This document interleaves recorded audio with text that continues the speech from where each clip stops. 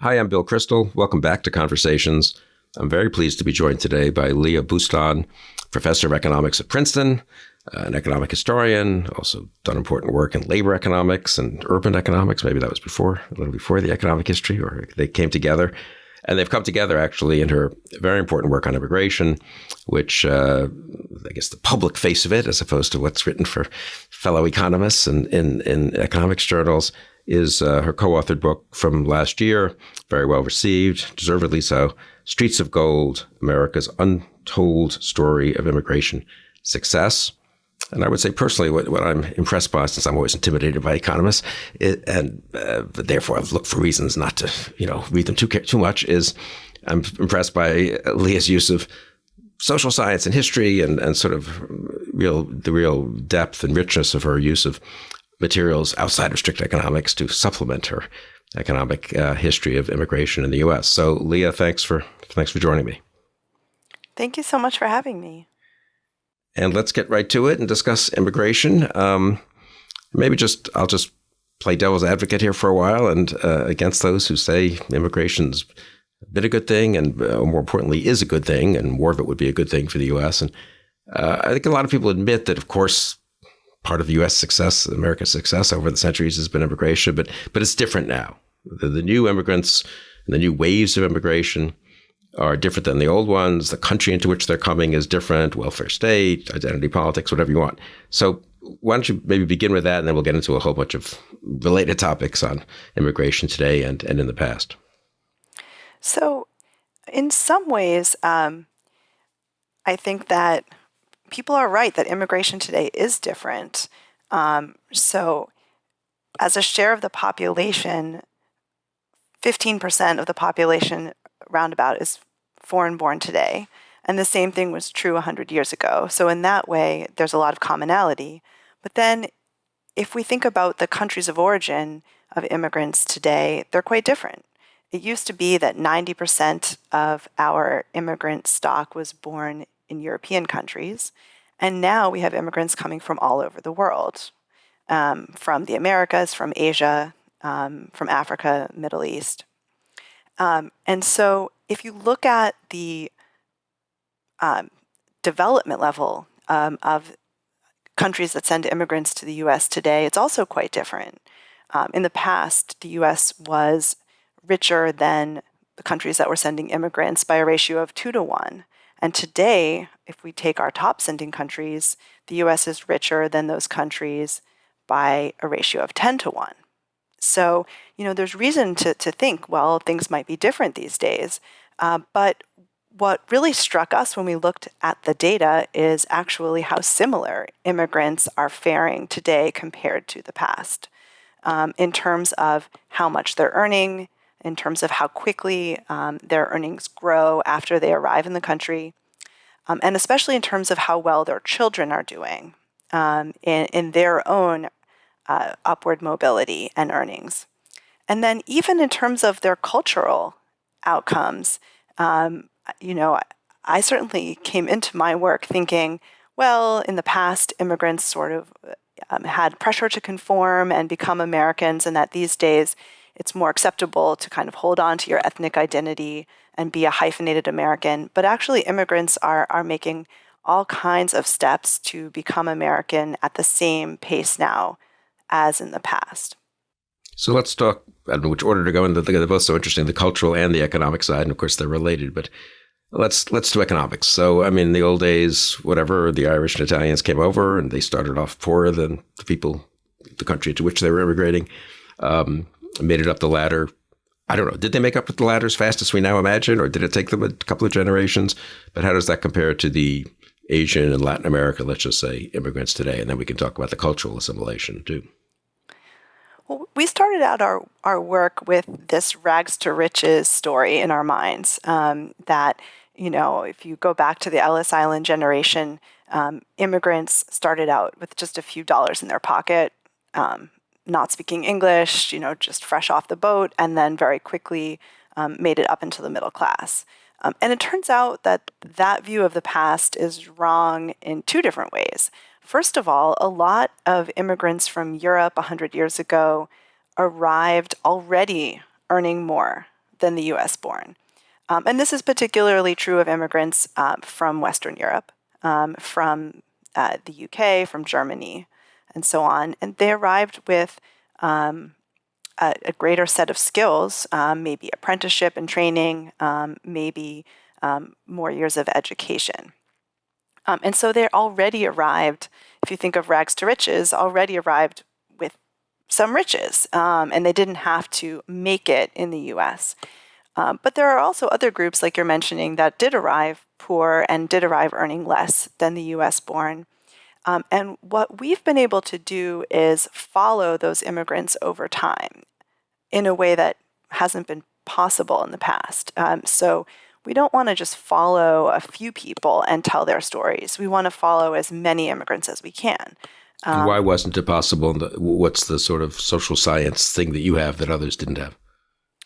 Well, what we have is really coming out of the computer revolution. So the U.S. census records that we use have always been sitting in the library and then eventually were microfilmed.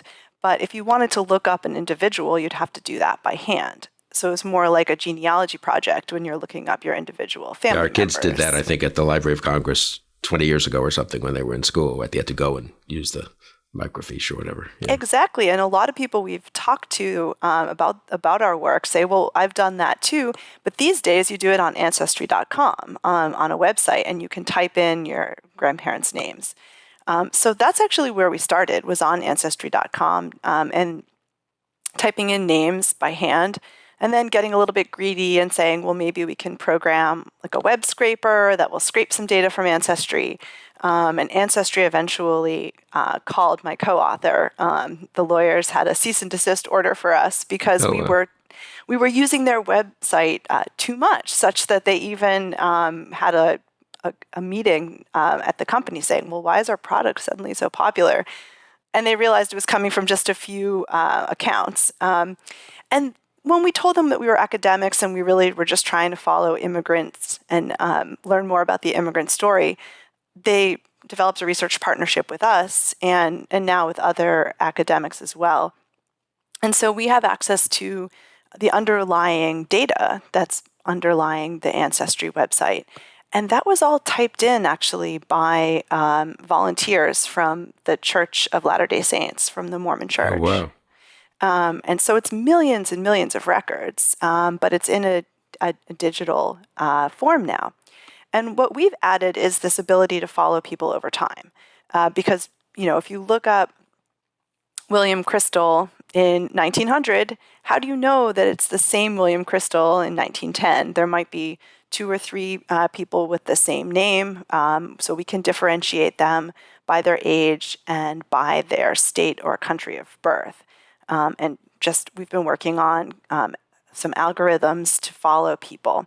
And once that's in place, then we can put together millions of immigrants and also millions of the U.S. born and trace them over their career.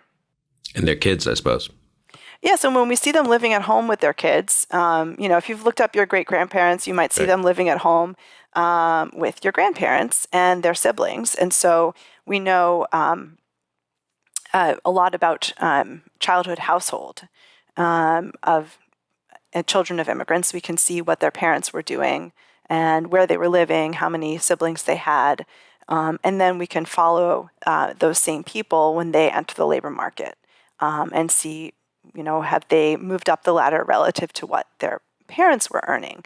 And so, sort of coming back to this question of, well, how are the poor immigrants who arrive and earn less than the U.S. born, how well are they doing in the past? Well, it turns out that they do move up faster than the U.S. born. So everyone moves up over their career, hopefully. Everyone starts out at the lowest rung and then achieves promotions as they learn on the job and so on. And immigrants do that too, and they do that a little bit faster than the U.S. born. Maybe they're learning English, for example, as they spend time in the labor market, but they don't move up fast enough to close the gaps in earnings with the U.S. born. And that is true today, and it was also true 100 years ago. The gaps still exist after immigrants have spent their lifetime in their careers in the U.S. labor market. But where the real mobility takes place is between the immigrants themselves and their children. So even though their children are being raised in households that are below average in earnings, their children are reaching the U.S. average. They're catching up to the children of the U.S. born.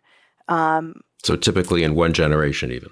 In one generation. Wow. And at the same pace in the past as today. And that's what really blew our minds. I mean, I think we know striking. going back into history, we have this impression of like children of the Irish, children of the Italians going to public schools in New York and Chicago and making it in manufacturing jobs or even moving into the professions. But I think we have a sense that today that process has slowed down for whatever reason. And, I think that is a very shared feeling both on the left and the right, but maybe people have a different explanation for what's going on. Either it's the immigrants themselves, and the immigrants that we get these days aren't as good as the immigrants we used to get, or it has something to do with the economy and it has something to do with discrimination that immigrants might face. But it turns out that the facts are just quite different from the impressions that we have. And I'm just curious on this, did being the child of a poor immigrant, did they catch up to the children of the wealthier immigrants? So, the Irish and the Germans or whatever would be I'm sure I'm stereotyping here. I'm sure not all Germans were wealthier, but whatever the kind of comparison would be. Well, it's still the case that your parents' income does predict your own place in the income distribution in adulthood. So there still is the fact that if you're being raised in the richest households, you're going to be earning more than if you're being raised at the poorest households. But there is also convergence to the mean. So everyone's moving a little bit closer to the average over time. So I don't think that the children of the poorest immigrants are catching up to the children of the richest. But both of those groups are getting closer to the average by the next generation. And these days, and in the past, children of immigrants are catching up to the average for the U.S. born. And so that hasn't changed much, and it doesn't depend much on which groups you're looking at, but either historically which groups or today which groups of immigrants. There's some difference across country of origin. So if you look today, there are some groups that start out with very large gaps, and that's true for example, immigrants from the Caribbean. It's true for immigrants from Mexico, and their children are catching up almost completely. So for those groups I just mentioned, there's still a small second-generation gap, but the degree of mobility has really been enormous. And then there's other groups that start out with gaps that aren't as large, but are still present. So, for example, many groups from the rest of South America and from other poorer parts of Asia as well, and those gaps disappear. So there is difference across country of origin, for sure. One thing that we're able to do with linking parents to children, though, that I think is really special, is that we can look at households that start out with the same income level. So everything we've been talking about so far is looking at kind of the raw averages, and with some groups that start out with larger gaps than others.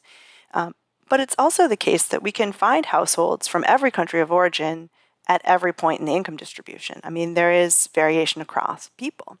So one metric that we think is really interesting is take households that start out at the 25th percentile of the income distribution. Sort of the working poor, you could think of two parents who are working full-time minimum wage jobs. That would put you at the 25th percentile. And then look at the 45 sending countries today that have large enough data that we were able to produce averages and compare them to the US born. And particularly compare them to the white US born, because in a way that's sort of stacking the deck against finding children of immigrants experiencing rapid social mobility, because when you look at the white US born, that's the group that's going to be doing the best in upward mobility. And there we see that children of immigrants are achieving more mobility, more growth in income than children of the white U.S. born on average, but you also can see a lot of variation within different sending countries. So for example, if you're being raised in a household at the 25th percentile and your parents are from Hong Kong, China, India, Pakistan, those children are vaulting over the median and getting up to the 65th percentile. They're raised at the 25th and they're all the way up to the 65th in adulthood. Children whose parents are from Central America, they're getting up over the median as well, but they're only up to the 53rd percentile in adulthood. So you can see a lot of variation by country of origin, but still the overall pattern of success is there. And if you sort of take a step back and look at immigrants as a whole. No, that's so interesting because I guess the conventional, certainly the conservative anti-immigration view, which, as you say, can be put in a, can be a sincere worries about the opportunities they have, or they're not ready for America, or America's not ready for them, or whatever, or it can be not so nice a kind of motives. Certainly would, accept, I think, at this point that East Asians, South Asians seem to be doing pretty well, but aren't there too many from Mexico, Central America? Isn't there too much homogeneity among them? Aren't they clustered in certain areas? They don't seem to have the geographical mobility of others, and all those things, allegedly, it's sometimes argued, slow down their both their cultural assimilation, we'll come back to that in a minute, but also their economic prospects. But you're saying really the data, different groups are different, don't always do the same, but that basically the kids and the grandkids, presumably, if we have that data, are doing fine. Well, they're doing fine, actually, and their kids are doing really fine. That's exactly what the data is showing. First of all, when it comes to children of Asian parents, I think a lot of people have the impression that Asian parents are already arriving and earning a lot, that they're in high tech, that they're doctors, etc. And that's certainly a large group, but we have enough data that we're able to look at children of Asian parents who are raising their kids at the 25th percentile of the income distribution. So they're restaurant workers, they're engaged in childcare, elder care, and their kids are doing remarkably well. So I think that's an interesting group that we don't often talk about. And then when we look at Central American and Mexican parents, those are groups that are very much in the news. For Mexicans since the early 90s or before, and for Central Americans more recently. I think one of the sincere worries is, well, people are arriving at the border and there's no orderly process. There's no attempt to screen people out on the basis of skills or what kinds of jobs will parents be holding. And so we might worry it's not just the first generation, the parents themselves, but maybe the kids who will be trapped in some kind of permanent underclass. Maybe the parents don't have enough time to be home and providing help to the kids in school.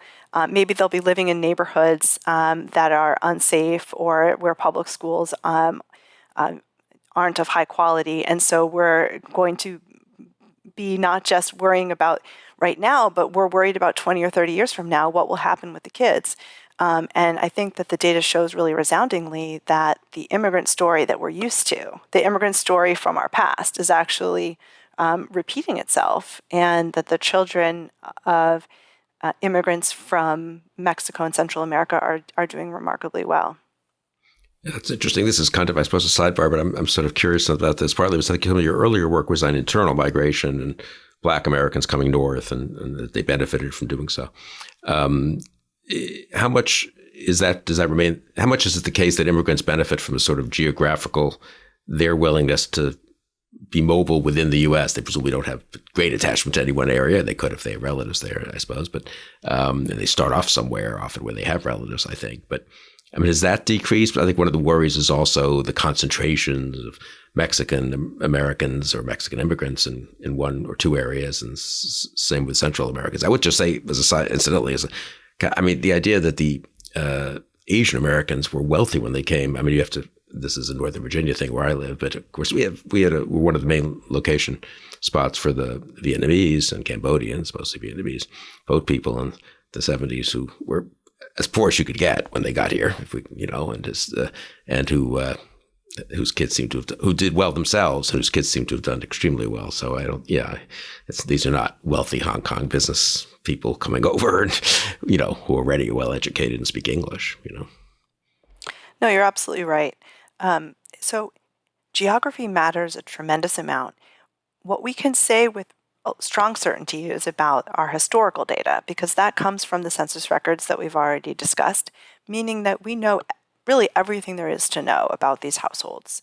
And so what we were able to do is try to assess how important is geography in the upward mobility of the children of immigrants. And we found that geography in the past explains almost all of the children of immigrant advantage for two reasons. One, immigrants did not move to the U.S. South. At the time that the population was 15% foreign-born in 1900, the South was only 2% foreign-born. And why would you move to the South, which was highly rural, agricultural, cotton growing? And what we know from other people's work now is that it was not a place of high upward mobility, certainly for Black Americans, but even for white Americans. And so immigrants avoided the South, and that was part of their advantage. And another part was outside the South, they were more likely to move to cities than to rural areas. In fact, the one group that predominantly moved to rural areas are Norwegians, and they're the group where the children are not moving up as quickly as other immigrant groups in the past, which I always find so ironic, because I don't know if you and your listeners would remember the closed-door meeting where it was alleged that President Trump said, we don't need immigrants from countries like this, redacted, but we wish we had more immigrants from Norway. Yeah. And it turned out that immigrants I wonder why he had that image in mind, Right. So in that particular case, you're like, well, it certainly doesn't fit with the economic data, because immigrants from Norway were incredibly poor. They had, for the parents themselves, for the first generation, slow rates of upward mobility, and even for the second generation.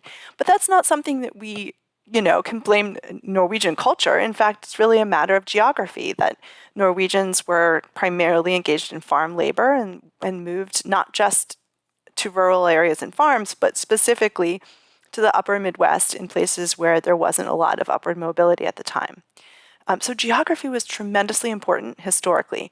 Today, we know a little bit less about the underlying mechanisms, because I haven't really discussed the modern data, but the modern data is under lock and key. The way for us to link parents and children comes from tax records. So if you sit down to file your own taxes and you have kids, you'll write down your children's Social Security number as a tax dependent. And then flash forward 20, 30 years, and your kids will be filing taxes themselves. And that's the way that links can be created between a parent and a child. But of course, that's highly, highly secure data.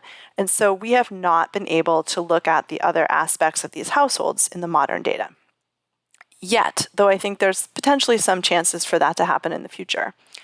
So we've used other data sets that are smaller and less precise to try to assess some of these mechanisms. Geography matters today, but it's not the full story the way it was in the past. Immigrants do tend to move to growing areas today, but I also think probably with the high housing prices in some of our most productive cities these days, it's just very hard for poor people, whether they're born abroad or whether they're born here, to move to some of the most dynamic areas in a way that wasn't true in the past. So then when we think about the underlying mechanisms, it's likely that it has something to do with education, educational values, and parenting in a way that was not as important historically when many of these kids would have been working in manufacturing. So now that we have a more service-based, knowledge-based economy, immigrant parents and U.S.-born parents who are both at the 25th percentile may be running their households very differently. They may be providing more educational opportunities for their kids. And that's certainly what we hear from the more qualitative evidence. And so we conducted our own survey in writing the book and asked people about their family's immigration stories. And what we heard from both children of Asian parents who were raised in poor households and from children of Mexican parents raised in poor households, is that their parents, absolutely prioritized the kids' education, and that might be one of the important differentiating factors these days. Yeah, so the lesson for that would be if you want immigrants to move up, have good public education, presumably this parochial, I guess, too, but I mean, most of them presumably are using public education, and then and have affordable housing in growth areas, right? I think that's absolutely right. But that's true for Native Americans too. So that's for everyone. I mean, it would be a win-win policy for everyone. There's actually nothing particularly special about people who are born abroad. What we find in the data is that also U.S.-born households where we know that the parents moved, and we can trace that when we look at state of birth relative to state of residence, right? So if you're born in West Virginia, if you're born in Alabama, but we pick you up living in Seattle, well, that's an internal move. And we see that the children of internal migrants look much more like the children of immigrants than they do like the children of U.S.-born who stay put. So just being willing to leave home is something that immigrants have signaled already. Like, we know that they were willing to break family ties and move, often in search of economic opportunity. I mean, of course, some immigrants are also fleeing persecution, but for many immigrants, they're moving in search of economic opportunity. And the fact that the parents are willing to do that means that they're finding themselves, in better labor markets. They're moving to labor markets where they're going to find good economic opportunities for themselves and their kids. And it's an indication of their own values and their own willingness to make steps, take efforts to provide opportunity for their kids. Yeah, and I would guess that the risk-taking and the kind of willingness to go through a lot to even escape persecution, even though there's more of a push, less of a pull, you might say, than in some other immigration situations, itself correlates probably somewhat with, kind of a, I don't know, entrepreneurial is not quite the right word, but let's, a willingness to do more than just accept the benefits of a welfare state once you get to the place you've fled to, right? And fleeing from and making something of yourself when you get to the place you've fled to probably correlates somewhat, I should think, I think you're exactly right. I mean, is there data that shows that people come in, I guess this would be more recent, as refugees, let's just say, as opposed to as just standard applicants to be an immigrant? Do they do particularly differently, or is it pretty similar? Well, that's actually a great question. We have been able to put together some data on refugees in the past, even though the modern refugee system that we know now only started in 1980. So having a visa that indicates that you arrived as a refugee is a modern phenomenon. Before that, going back to 1948, after World War II, there were a series of acts that were designated to particular groups. So there was displaced persons from the war, Cubans, Vietnamese, other Eastern Europeans fleeing communism, etc. But before 1948, there was no refugee legislation at all. And so the way that we've been able to pick out immigrants who are likely refugees is from this really fascinating set of oral histories that the Ellis Island Foundation collected. It's not a huge data set. I mean, we've been talking so far about millions of records. In this case, it's only 1,500 people. But that's big enough that we can make some progress on it. And we have classified the stories that the immigrants tell about why they moved into fleeing persecution versus coming for economic opportunity. And around a quarter of the data set back then were refugees by that definition. And then we've been able to look at two interesting outcomes for this group. One is because we have around an hour of speech for each person, we have classified their English ability in a way that's really detailed. We have their vocabulary choices, their syntax, and we even hear their accent because it's an audio file as well. And then secondly, we can link them up to the census to look at their income and occupation. And what we find is that refugees actually assimilate faster. They learn English more readily and they earn more than non-refugees. And we are able to do this while adjusting for religion and country of origin, because certainly Jewish immigrants were more likely to be refugees by this definition. But we can say within the set of Jewish immigrants, within the set who were leaving from Poland or from Russia, some people were coming to join their uncle who said, hey, I have a job for you at the local factory, and some were fleeing persecution. And refugees are more likely to integrate and succeed from what we're finding. And that fits very well with what people have been finding for US data in the modern period as well. And it kind of makes sense if you think about it. If you're a refugee, you know that you're moving to the US as a new permanent location and that you need to make adjustments and really get to know the new culture, the new language. On the other hand, economic migrants, both in the past and today, a good chunk of them go home. Around a third of immigrants return. And you may not know whether you're going to return or not. And so you're thinking, yeah, I'll just be here for a few years. I'll save up. I'll go home, buy land, build a house. I'll get married. I'll use my savings at home. But then things change. You meet someone. You end up staying. But that means that those first few years that you're here, you're not really fully invested.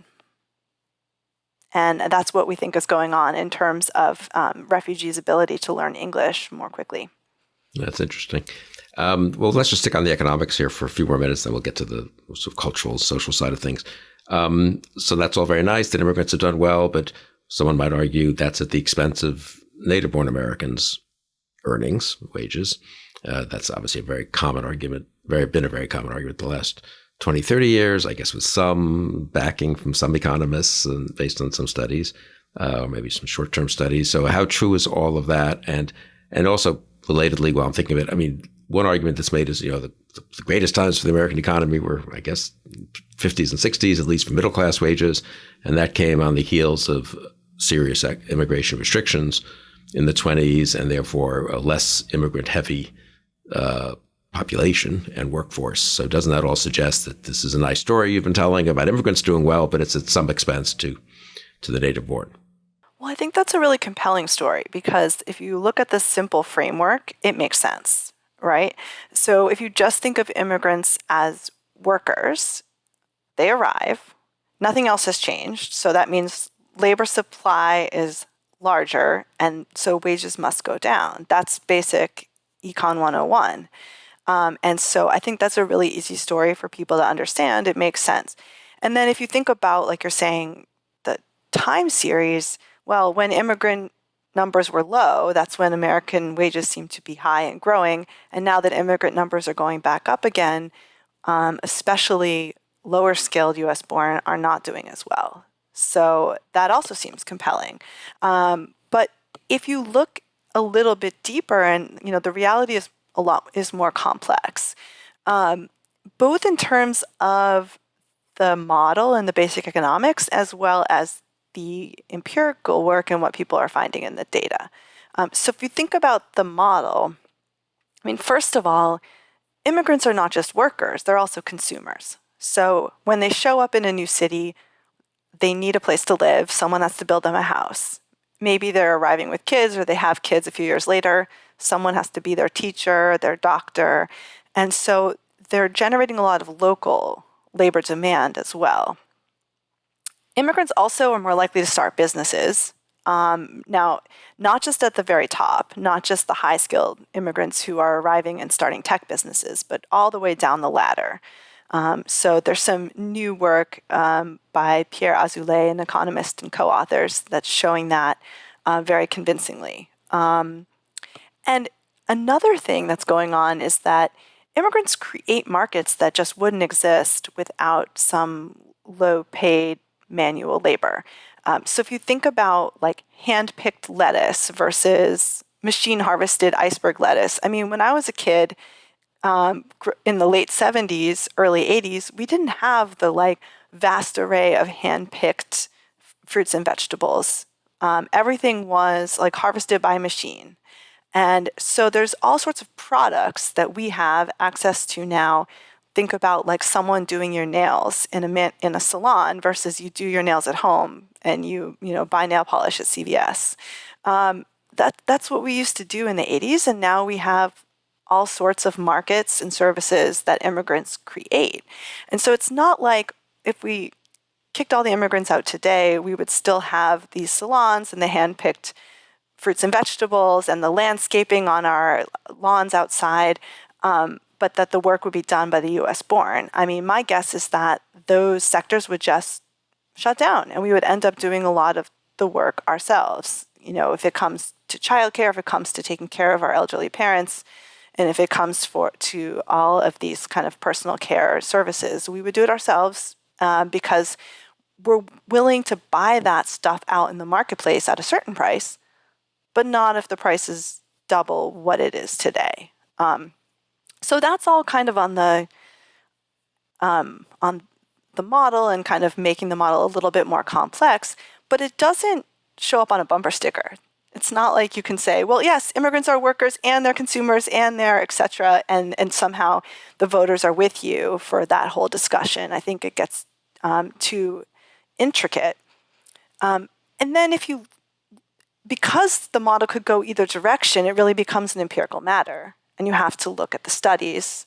And you're right that there are a few studies by economists suggesting that when immigrants arrive, wages go down.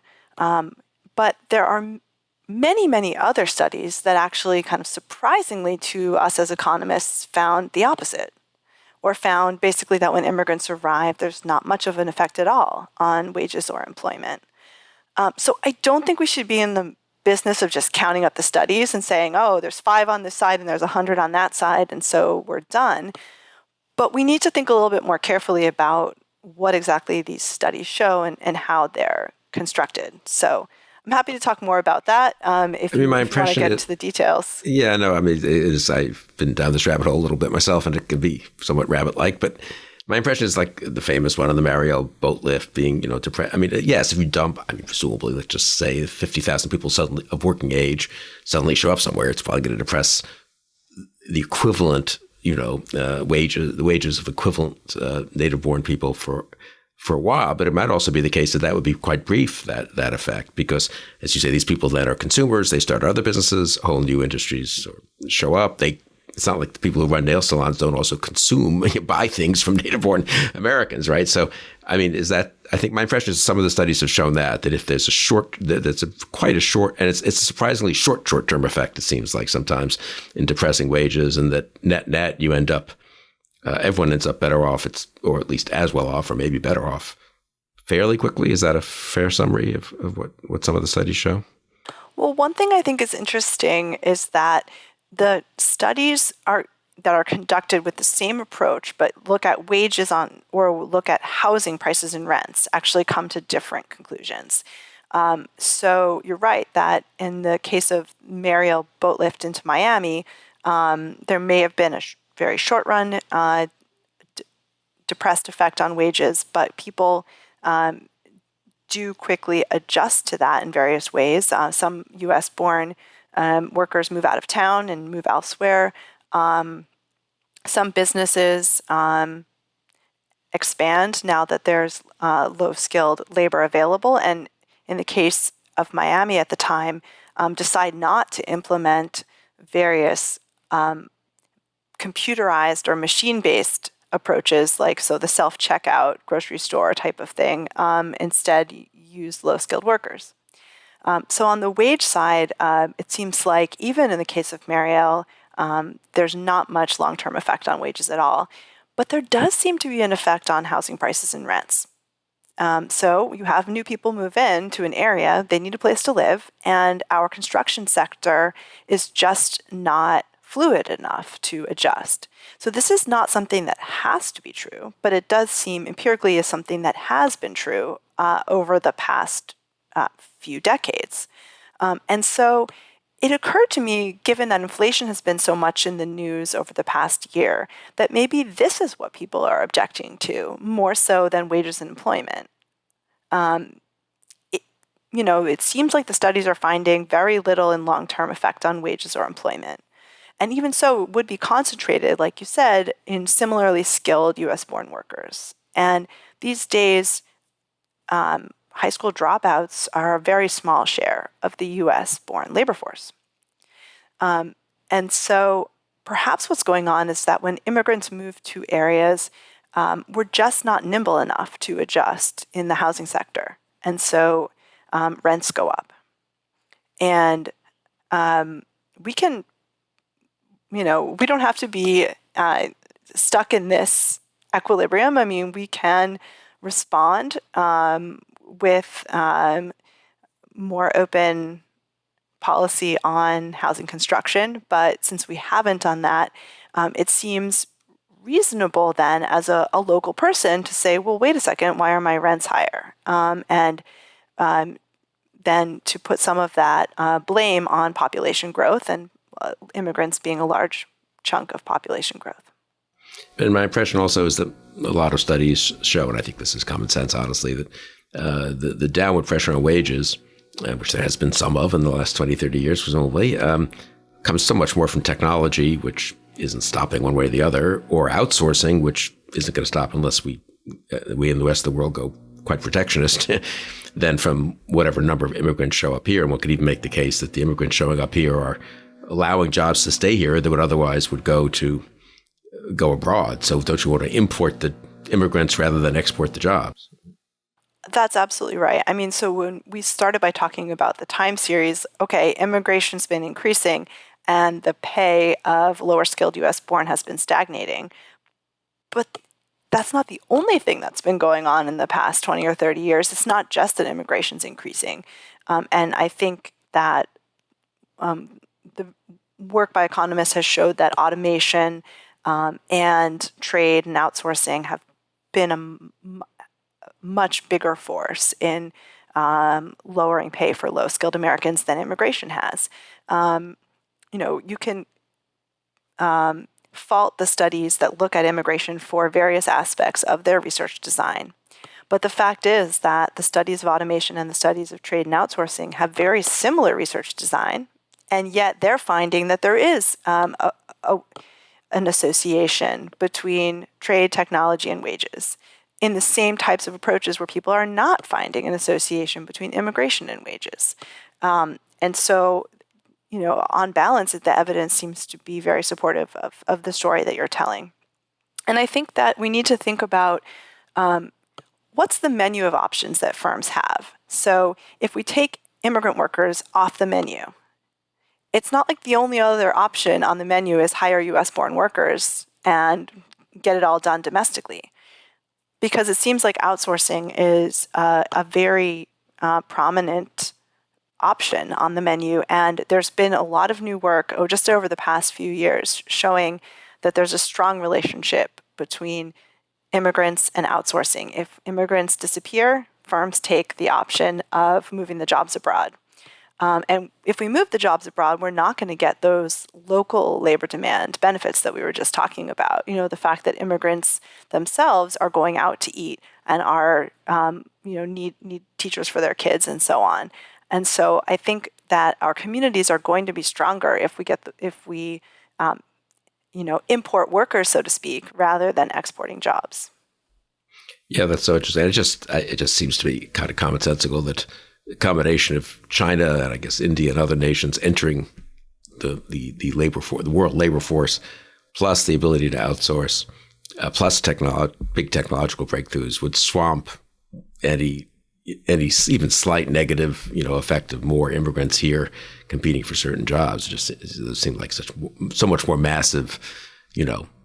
Auto plants employ 500 people now, not 5,000. That has nothing to do with immigrants, So some people are out of work in former auto heavy areas and auto related areas in the Midwest. But I mean, yeah, that seems like a very different phenomenon, and for which immigrants or immigration gets blamed somewhat, though. Also, I guess just while we're just on the economics, I guess just two more points. And I do want to get to the assimilation, cultural kind of issues.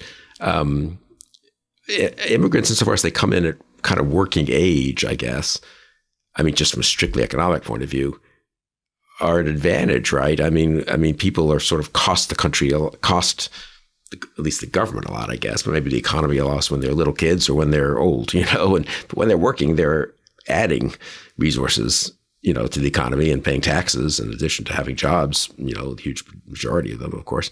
So in a funny way, having a lot of immigrants who are 25 years old is kind of a very good thing to have, right? You haven't paid for their education. I mean, I don't mean to be, it's not, crude about it in a way, but I mean, you haven't paid for their education and now you get them as workers and taxpayers, You're absolutely right. The National Academy of Sciences had a report 5 or 6 years ago, and they showed that the immigrants themselves, the first generation, they do cost the system more than they put in, but only because we're paying for the public schooling of the kids.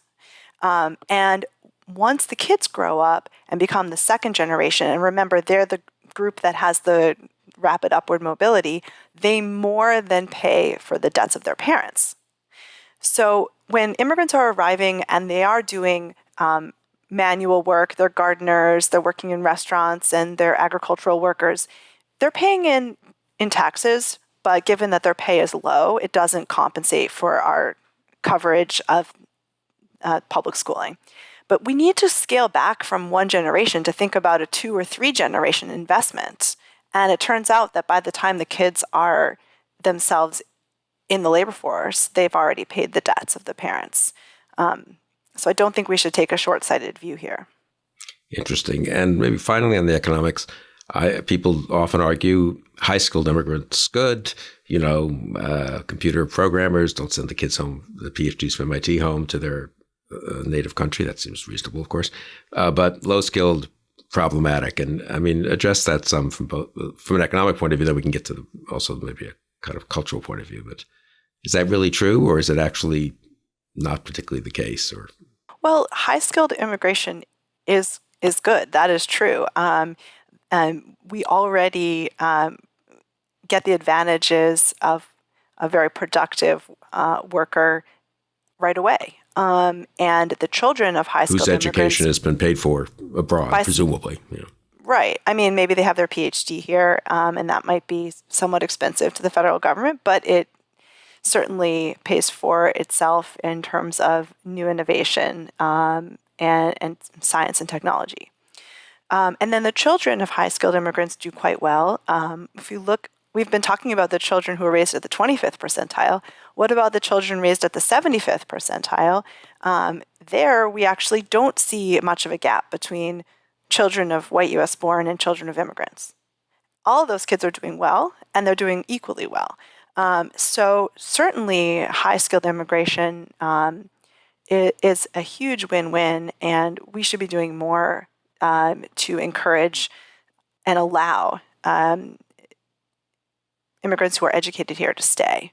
There was a short period under Clinton and Bush where we expanded the H-1B visa option, and then that sunsetted and never increased again. So we're basically now at the same number of visa entry slots for H-1B, which is high tech and science, as we were in 1990, even though the population's 30% larger. So we're only allowing 85,000 entrants a year. And so there's a lot we could do there. And I think if we're going to be expanding immigration, we could be expanding in the high-skilled direction. But I don't think it should be zero-sum. I don't think we should be expanding in the high-skilled direction and cutting from the low-skilled, because if we look at low-skilled immigrants, they're filling in a whole set of services where there's strong demand on the part of U.S. consumers. And so agriculture, we've already talked about the markets that exist now that didn't exist before because of agricultural workers, construction, and particularly the child and elder care, and then all these personal services. And hospitality, right? I mean, there's a labor shortage. I mean, is it too simple-minded to say there's a labor shortage and there's inflation, and letting in more low-skilled immigrants would help with both? So why is this, like, what's the downside at this point of having an awful lot more people to work at everything from childcare and elder care to restaurants to hospitals to construction? Exactly. And I think one of the concerns is about the children. One of the concerns is about, are we going to be letting in this permanent underclass? And I think that our work shows that that concern is really unfounded. Another concern, I suppose, is like, well, if we have the high wages as a signal for long enough time, then somehow US-born workers will respond to that.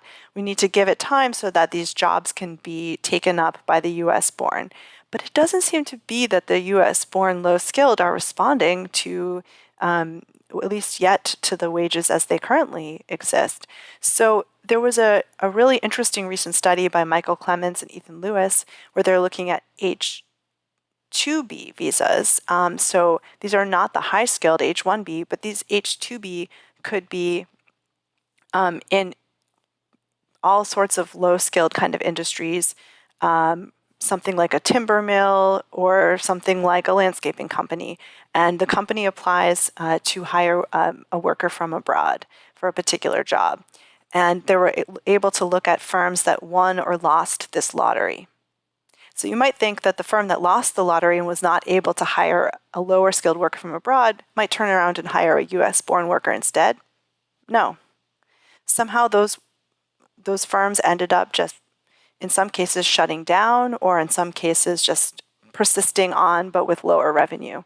And they did not end up hiring a US-born worker. So whatever the current constellation of issues are that lead low-skilled US-born workers not to take these jobs, it's not because there's immigrants flooding in. Here we have a firm that lost the lottery, was not able to hire a foreign-born worker, and yet they're not turning to a US-born worker in response. So that's really fascinating. I think we desperately need to understand what's going on with US-born low-skilled workers, but the answer does not seem to be that they're just being outcompeted by immigrants. And a lot of them have jobs since we have low unemployment. And I know we have some, absence from the workforce on the part of some people, but even so, with 3.5% unemployment, you don't have that much, that many low-skilled workers foregoing opportunities. Or if they're foregoing them for entirely other reasons than pure economic ones. I mean, well, there is some issue with men, like prime-aged men who are out of the labor force, right? So they're not going to show up in the unemployment statistics because they're not looking for work. Right. And that is definitely a change. I mean, it used to be all through the 20th century up to around 1990 that if you were a 25 to 54 man, then 95% were in the labor force, including in the Great Depression, because you're in the labor force whether you're working or whether you're looking for work. And then starting around 1990, this has changed, but I don't think we can put this on the backs of immigrants. Yeah, and that's interesting. Well, let's get from, you mentioned sort of the fears about their kids, and which gets to sort of assimilation, and let's talk about that more on the kind of cultural side, though they're obviously related, the economic side and the cultural side. Well, one last thing on the low-skilled, but low-skilled immigrants can have high-skilled kids, right? I mean, this is another thing that annoys me about the high-skilled thing. It's as if we don't all know zillions of examples from American history, both in magnitude of numbers, but also individually know people who, yes, their grandparents were, one of my grandfathers was a tailor, but his son and daughter and son-in-law and daughter-in-law were much more high skilled. And I mean, so that's extremely common for both native-born and immigrants. So people treat it as if these low-skilled immigrants are only going to have low-skilled children, which I suspect is not the case. Well, that's exactly right. I think we need to take our personal anecdotes from our own family and then put it up in touch with the data. Right. And we see that the stories that we tell from our own families actually matches with the data that come from millions of families. I mean, the same story is true in my family. My great-grandfather immigrated, and he never moved up the ladder. And his oldest kids actually did have to leave school to help support the family. But his youngest two, he had 8 kids, his youngest two became a doctor and a lawyer. And so, if it's just one family story, it's my family, it's your family, we could start collecting these anecdotes and eventually we get data. And that's what the data shows. And it's not just historically, it's also today. So on the cultural and social side, I'd say the biggest fear is assimilation, to put it simply. I mean, sort of that we used to be good at assimilating, melting pot, et cetera, et cetera. And now we have, for whatever reasons, structural or ideological almost, it doesn't, or just where people are from and where they're now living, they don't assimilate the way they used to. So what's the truth about that? Well, that was certainly the stereotype that Ron and I had in going into this work. We thought, well, these days you can FaceTime with your family back home, you can get TV channels from home, and there's also more acceptance of multiculturalism now. In fact, it's even cool in certain circles, like the academic circles that we travel in, to have like a kid who has an exotic name or is bilingual. Well, it turns out that like you can't just introspect about what's going on in academic circles and learn about what's really happening. And so we were quite blown away by how common the pattern of cultural assimilation is now with the past. So there are 4 or 5 measures that we can use that we can compare 100 years ago to today. Learning English is absolutely the most important one, but also moving out of immigrant neighborhoods or enclaves where you're surrounded by other people from your home country. For immigrants who arrive in the U.S. single, who do they marry? Do they marry someone else from the same home country, or do they marry either an immigrant from another country or a U.S.-born spouse? And then finally, one of the measures that we really like is the names that immigrant parents choose for their kids. And the reason why we like that is because you can actually get multiple measures of the same person. Maybe they have a kid after a year or 2 in the US and then another one 3 years later. And that allows you to trace out how they're learning about US culture or embracing US culture. Are they choosing really ethnic sounding names, or are they choosing names that are also often given by US born moms? And on all of these measures, we just found resounding similarity. We found that the pace of learning English, the pacing of moving out of immigrant neighborhoods or of marrying people from other cultures is, if anything, a little bit higher today than it was in the past.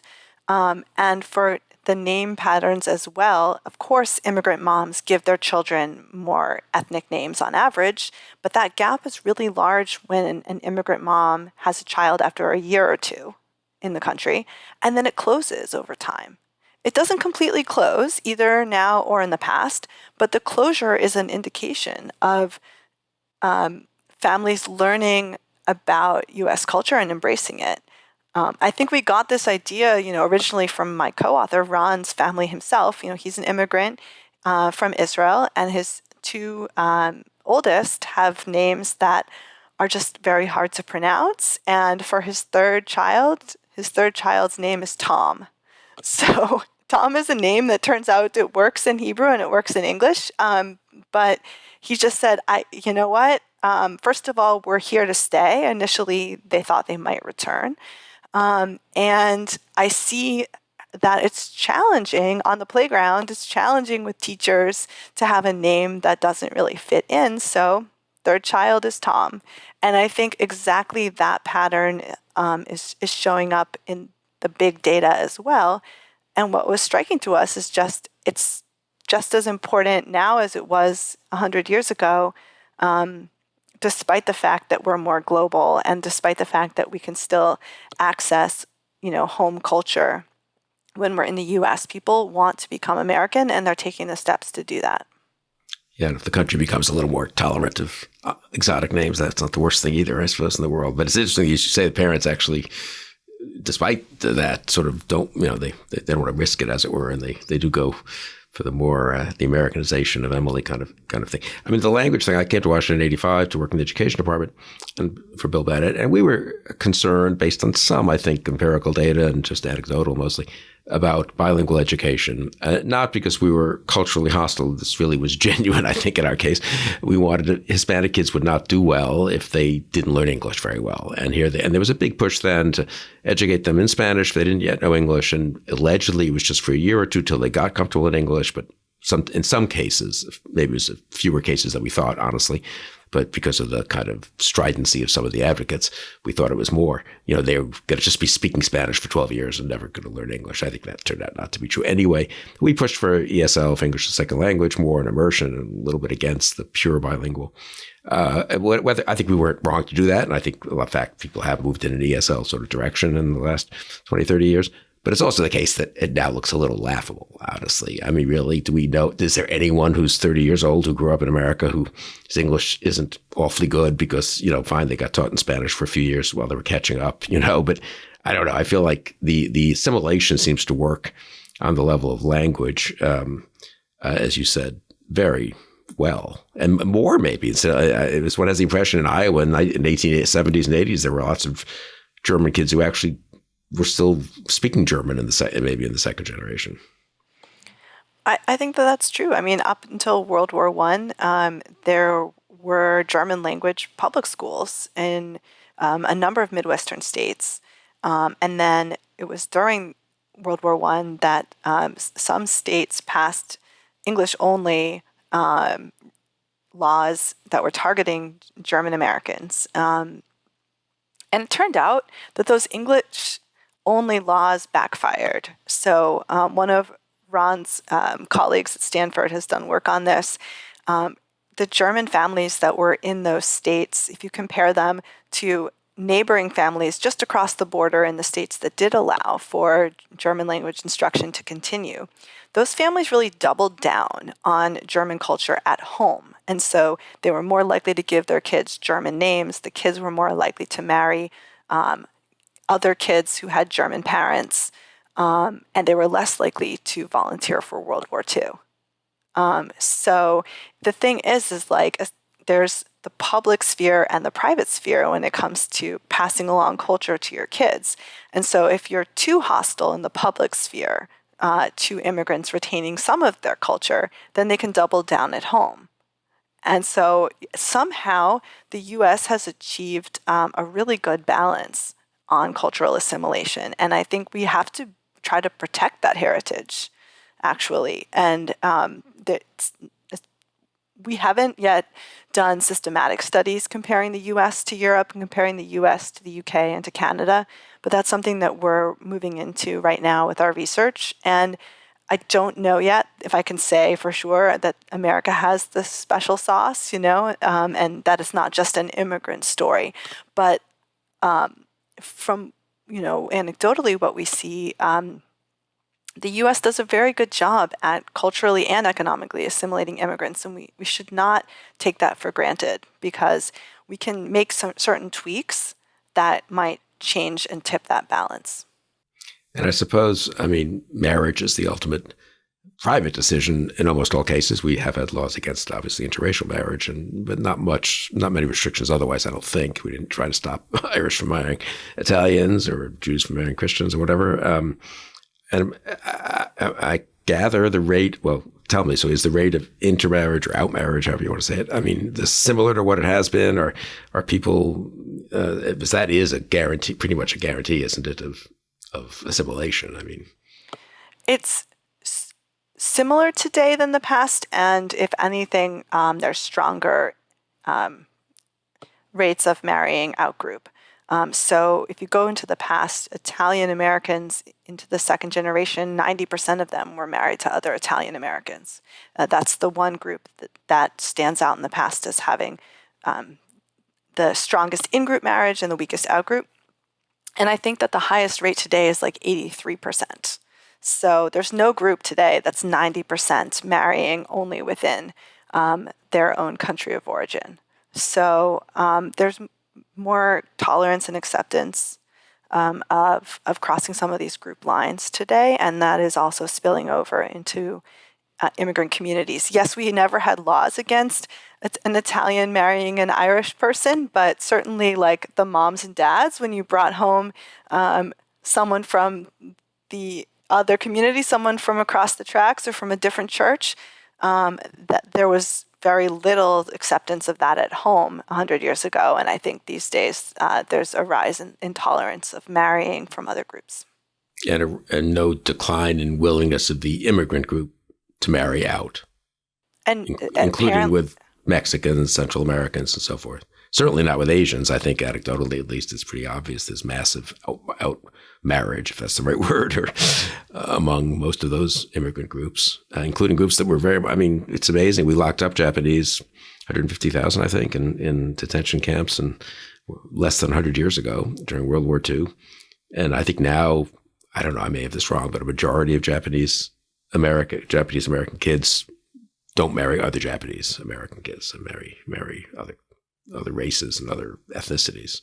So, I mean, the assimilating effect of the melting pot, if that's the right term. I know people don't like that term maybe anymore, but Pat Moynihan, who I once worked for, wrote a book co-authored Beyond the Melting Pot. So I guess whatever it is, but it still seems to work pretty well here in the U.S. It still seems to work pretty well. The social and cultural forces, I guess, are just so strong. Let's maybe close. I wasn't really intending to do this on the international front. So I've got two contradictory thoughts about it, and tell me which, if any, either you suspect is right. As you say, maybe some of this work you haven't quite finished doing yet and whatever, but you've certainly read a ton about it. So on the one hand, I feel like America's exceptional. It is a nation of immigrants. It's pretty extraordinary when you think about it. And our greatness is so much dependent on our growth, just a literal population growth, and also power and wealth, so dependent on these waves of immigrants who were not restricted at all for many decades, centuries really, of American history, and then not restricted. They're restricted a bit, somewhat, but then we opened up the spigot again. So on the one hand, we are the nation of immigrants. Very few other countries call themselves exactly a nation of immigrants. I guess Israel would be kind of a partial exception to that. So we're exceptional, and that's great. And I'm perfectly happy if it turns out that we are exceptional, and that's been a part of our recipe of reasonable success as a nation. Then on the other hand, part of me looks at other countries and thinks, I don't know, maybe other nations also, they don't talk about it as much, but they do let in a fair number of immigrants, actually.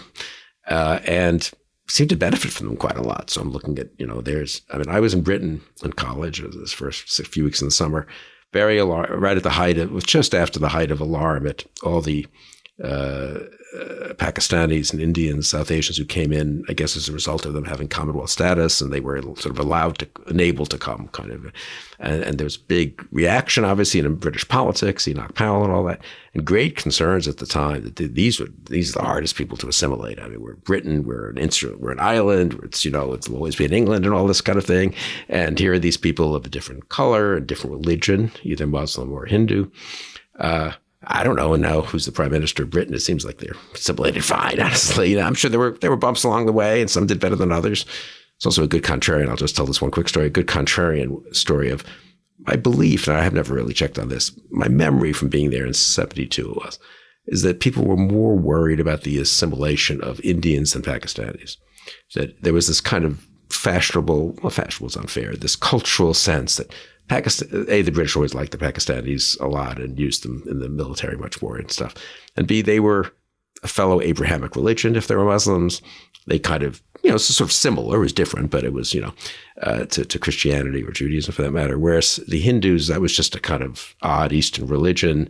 It led to passivity. There were all these kind of fancy cultural arguments why they would never make it, which is sort of funny, I think, in the sense that I think the Indians, the actual Hindus, have done extremely well in Britain. And, this has not been a big problem. Anyway, just as a long way of saying that I wonder if you have a sense of how much we are exceptional in this and how much we are the most visible example of something that might internationally be true, that basically if you want to have a vigorous country and a strong economy, you probably should be letting in a fair number of immigrants. Well, the U.S. is actually in the middle or even on the lower end of OECD countries in terms of share foreign-born these days. Is that right? So, being at 14, 15%, most European countries now are getting closer to 20%. But I think it's a little hard to compare because you could be foreign-born, but within the EU, and then you have free mobility. Right. So that's a different type of immigration, but it's immigration nonetheless, and often of people who speak a different language. And so we're really entering this strange new territory where a whole set of countries that had been immigrant-sending countries 100 years ago are now immigrant-receiving countries for the first time. And so I do think it's been harder for European countries to adapt to this free mobility, and especially to immigrants who are coming from outside of Europe. And there's been a lot of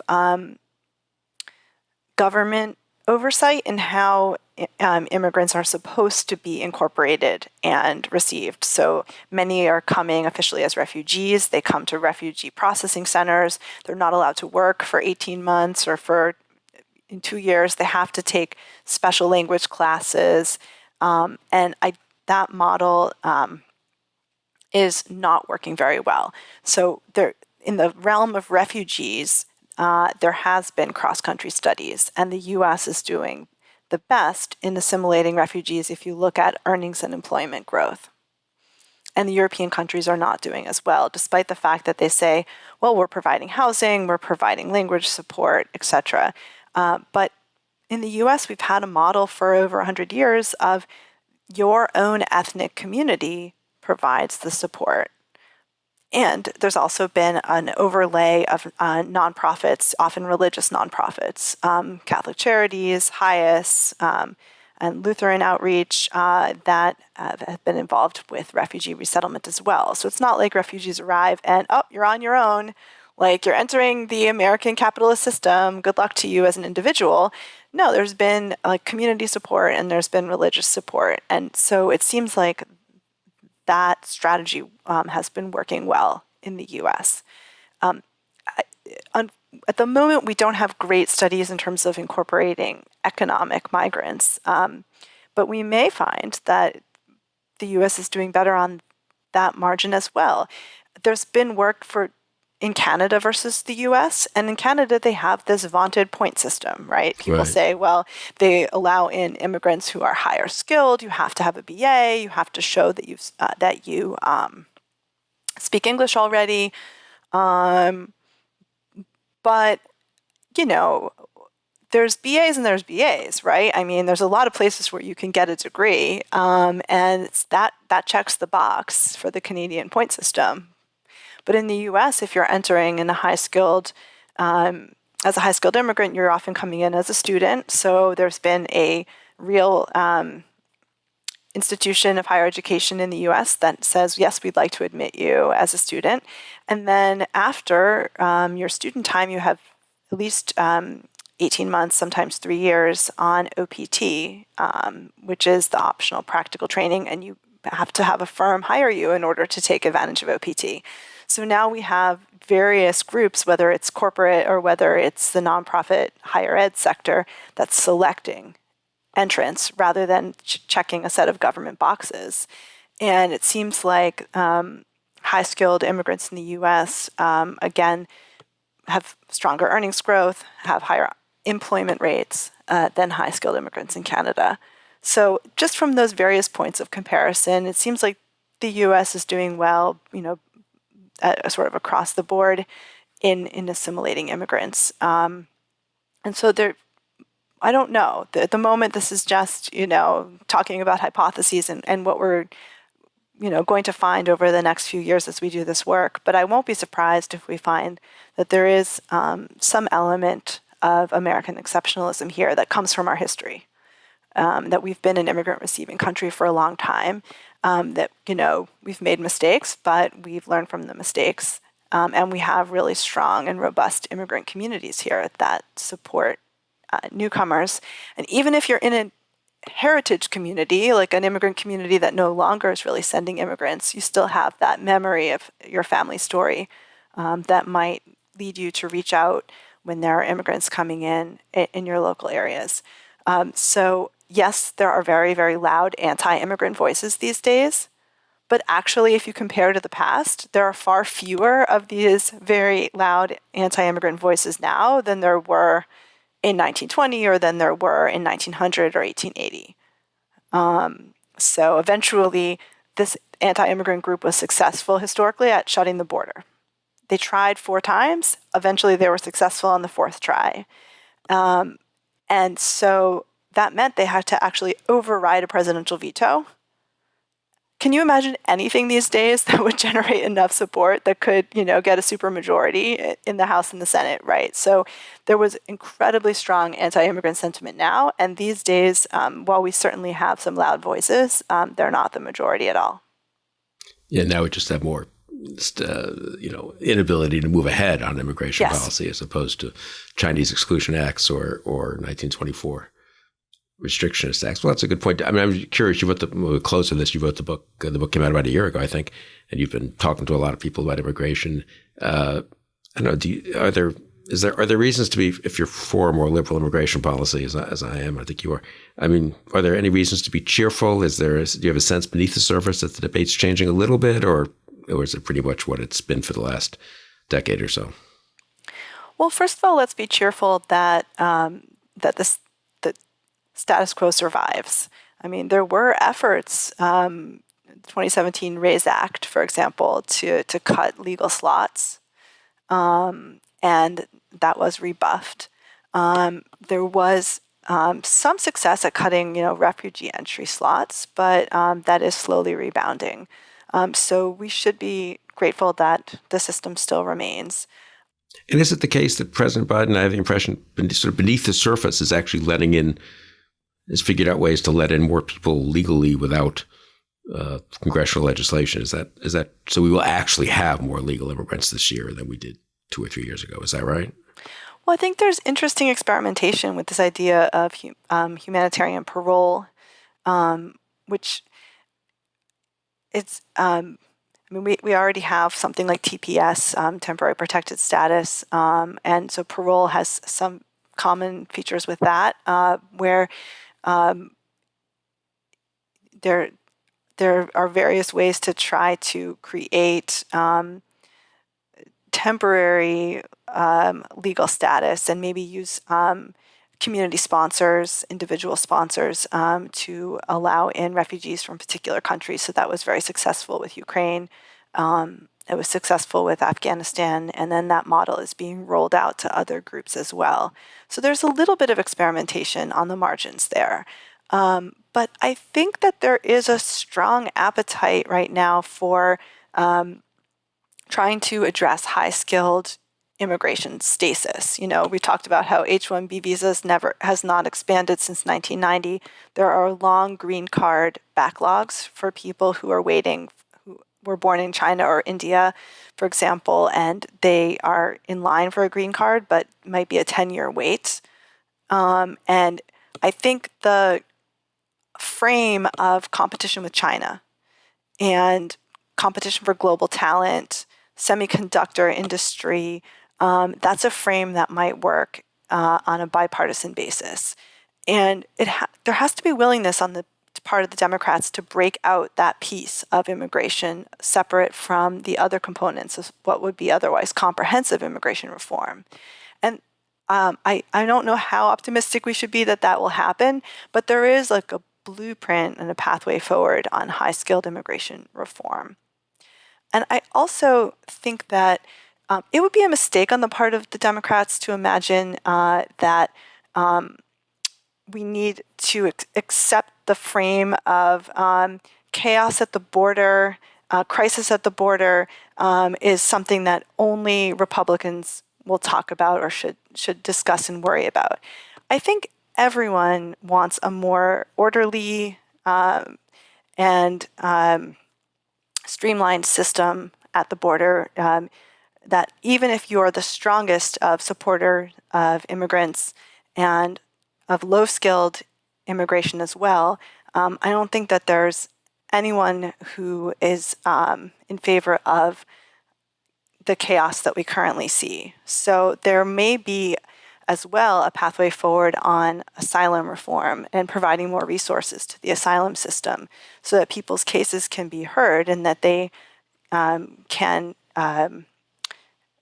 have justice for their rightful claims, rather than waiting sometimes for a year or more to have their cases heard.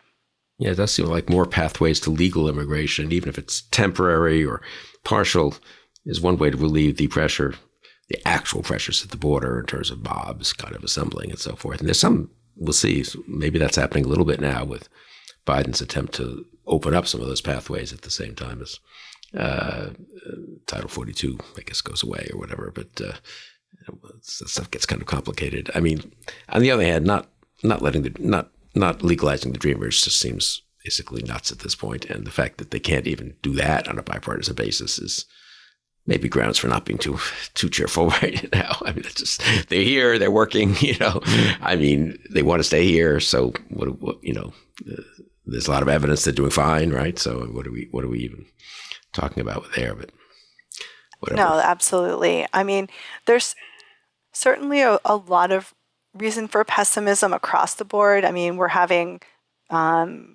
an inability to move forward because of polarization on many different topics, and immigration is not alone there.